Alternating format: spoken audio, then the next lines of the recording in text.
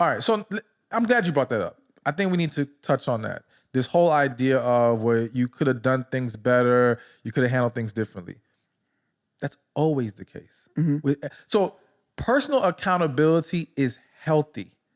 Beating yourself up over mistakes, unhealthy. All right. That's where you got to find the balance here. I'm glad that you can look at a situation and say, dang, I could have done this better. I could have done that better. That's awesome because that's how you learn and grow. All right. And you start to apply that wisdom to your next situation. But what you're doing is you're looking at your mistakes, you're beating yourself up, you're feeling bad, and then you're feeding this idea of you not being good enough, you being a failure, you being a hypocrite. Which also with the hypocrite thing, and I could be wrong here, so I'm going to put that disclaimer out real quick. Okay. But in my eyes, being a hypocrite isn't simply I'm saying this, that, but I end up messing up and doing this. No, what makes you a hypocrite is when you say, okay, this is the way things should be done, then you're living this other life, all right, contrary to what you're preaching, and you're trying to validate that other life. See, because then that's not slipping no more. That's not a mistake. That's you trying to live two lives and present one thing but do something different. That's hypocrisy, all right, to me. But for you, I don't see hypocrite. I see human being that's struggling. That's very different.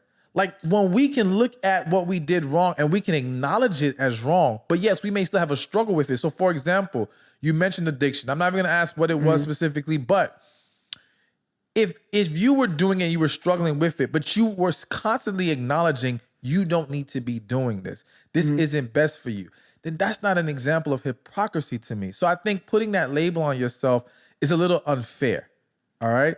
But yes, the minute you start trying to validate unhealthy actions while you're busy telling people the opposite of what they should be doing or the opposite of what you are doing, then yes, that is when you're being a hypocrite. And again, even if you catch yourself in a moment of hypocrisy, it isn't beat yourself up about it and dwell in it.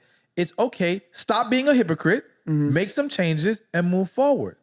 But don't confuse struggle with hypocrisy. That's two different things. We're gonna all have struggles, man. I don't know of any person, I don't care how godly they are, who doesn't struggle with something, all right? So you got to get to a place of not beating yourself up. And again, I think looking at your mistakes and your struggles as part of the human process, as part of what we all go through at some point of our lives and really continue to go through it for many of us, depending on what the situation is. But the only way to break free from all of this that has held you back and weighed on you is you got to heal. You got to heal and you got to forgive. Same thing I told Fees, you've got to forgive. You know, you got to forgive the people who you felt turned their back on you.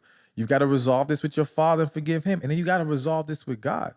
And it seems like there's probably more than those three that we could add to the list. I mean, probably one other, but that's why I say it's definitely not it's not a woman now I think of. But, okay. Okay.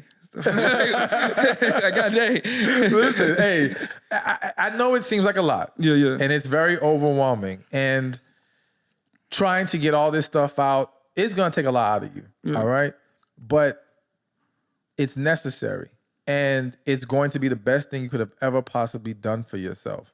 You know, and it's going to be so much easier to look at these things differently once you start to release these things from your system.